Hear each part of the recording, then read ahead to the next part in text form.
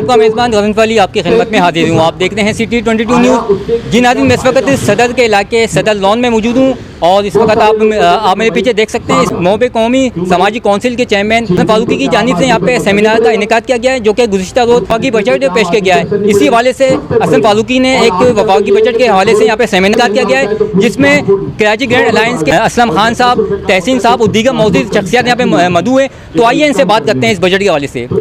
Pakistan peoples party हुकूमत की इत्तेहादी है। माजी में हम ये समझते रहे हैं कि पाकिस्तान पीपल्स पार्टी जो है वो हर सही और गलत दोनों बातों में हुकूमत की हाँ में हाँ मिलाती है, क्योंकि जो हुकूमती सीटें हैं बड़ी नरम होती हैं और बहुत मज़ा देती हैं। और ख़ुसूसन पीपल पार्टी के जो चेयरमैन हैं वो वज़ीर ख़ारजा हैं, तो वज़ीर ख़ारजा के लिए बड़ा बजट होता है, बेशुमार दौरे होते हैं, सैकड़ों दौरे जो हैं वो वज़ीर ख़ारजा करता है। जिस तरह हमारे सदर साहब जो हैं वो कई सौ दौरे कर चुके हैं। तो इन हालात में जो बजट है तो तालीम का इतना कम बजट रखा गया है, ये बड़ा एक ज़ालिमाना तरीका है। यानी आप ख़ुद जानबूझकर अपनी कौम को तालीम से महरूम रखना चाहते हैं और बेनज़ीर इनकम सपोर्ट का बजट जो आपने बढ़ाया है, इसका मकसद है आप कौम को बखारी बनाना चाहते हैं कि कौम जो है वो हाथ फैलाती रहे, भीख मांगती रहे। तो ये जो बकारी सिस्टम है, ये मैं समझता हूँ सेहत कार्ड हो, बेनज़ीर इनकम सपोर्ट प्रोग्राम हो, ये कोई भी हो, ये सारे के सारे इस्लाम से टकराते हैं। ये बेसिकली बुनियादी तौर पर ये सियासी रिश्वत है और वो भी मिनिस्टर खा जाते हैं सारे। शैतानी रजीम, बिस्मिल्लाहिर्रहमानिर्रहीम। मेरा ताल्लुक़ पाकिस्तान ग्रीन फाउंडेशन 99 ग्रुप से है। ये मिस आरजू साहबा है, मरकज़ी जॉइंट सेक्रेटरी हमारी हैं। आज का ये प्रोग्राम असलम फारूकी साहब ने रखा था वफाकी बजट के हवाले से, तो बहरहाल हमारी शिरकत लाजमी रही और ये बहुत एक अच्छा कदम उठाया इन्होंने। पहला दिन ही इन्होंने उठाया कि बजट जो दुश्मनी है, अवाम दुश्मन, इस बजट को मुस्तरद करना चाहिए। और मैं ये समझता हूँ कि कराची शहर के लिए तो क्या पूरे पाकिस्तान के लिए जितने सरमाएदार हैं, जागीरदार हैं, ये बजट उनके लिए दिया गया है। गरीब आवाम के लिए कुछ भी नहीं किया ये मौजूदा हुकूमत ने।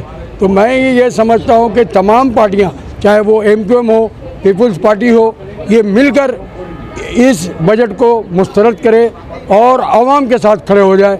मैं ये बेहतर समझता हूँ।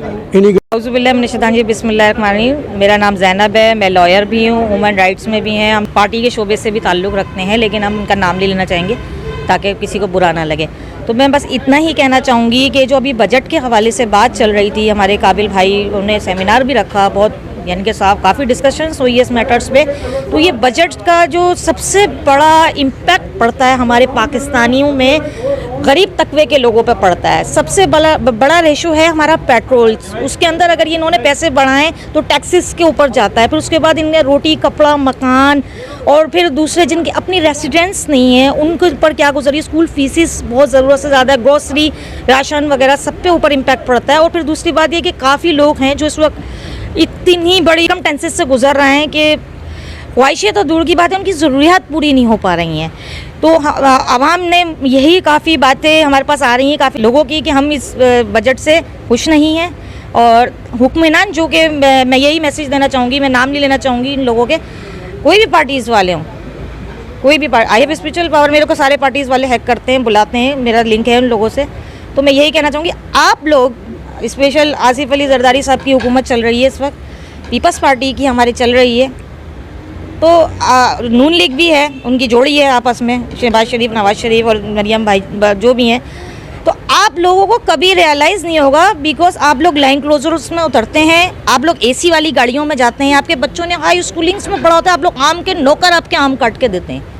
और यहाँ पे वो नौकर होता है बंदा जो मिडिल क्लास होता है, जो 30,000 रुपये कमाता है। तो you are not realise to peoples, आप लोग कभी उनका एहसास नहीं कर सकते, उनकी फीसों का और उनका, सही है। तो आप सबसे हम्बल रिक्वेस्ट है, काइंडली आप सब इस बात पे गौर करें और आवाम ऐसा ना हो कि घरों से बाहर निकले और अपना लीडर खुद गिरबान पकड़ के बिठाना शुरू कर दें। क्योंकि जब आवाम पागल होगी, भूखी घूमेगी, लोग यानी कि पागल और सुसाइड्स पे उतरेंगे और दाल चावल जैसे महंगी हो गई, वो तो छोड़ दें रेस्टोरेंट्स। आप लोगों को नहीं होता, you have no human rights, आप लोगों में एहसास नहीं है। आप सिर्फ ऊपर से वोटिंग ले लेते हो, आवाम से धमकी दे के काम करा लिया, ये कर लिया, वो कर लिया, सीटों पर बैठ गए। अब उसको भी तो दो ब्रीफ, उनको भी तो करो। 20 रुपए कम करने से, ज़्यादा करने से टैक्सेस है बहुत बड़ा रेशो। और जो अभी सैलरीज में ऐलान हुआ है कि हमने सैलरियाँ बढ़ा दी, ये कर ली वो कर ली, तो आप टैक्स का वो देख लें जाके बजट।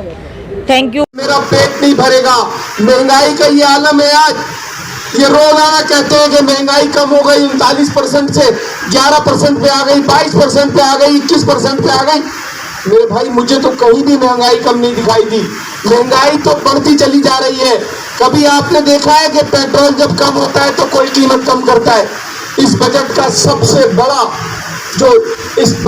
सबसे बड़ा अलमिया है कि ये डिसाइड किया गया है कि 20 रुपए पेट्रोल पर लेवी बढ़ा दी जाएगी। मैं बड़े वसूख से ये कह सकता हूँ कि इस दफे का बजट जो है ये मुल्क का बदतरीन बजट है।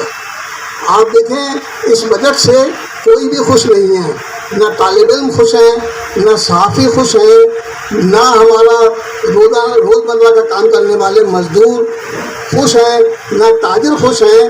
कोई तबका ऐसा नहीं है जिसने इस बजट को खुशदिली से वेलकम किया हो और इसको बड़ा अप्रिशिएट किया हो। बल्कि अप्रिशिएट करने के अलावा तो उन्होंने धमकियां दी हैं कि अगर ये बजट की जो ऐसी वो शिकें हैं उनको वापस नहीं लिया गया तो यकीनन वो अपना एहतजाज करेंगे और इस एहतजाज में पूरा मुल्क लपेट में आएगा।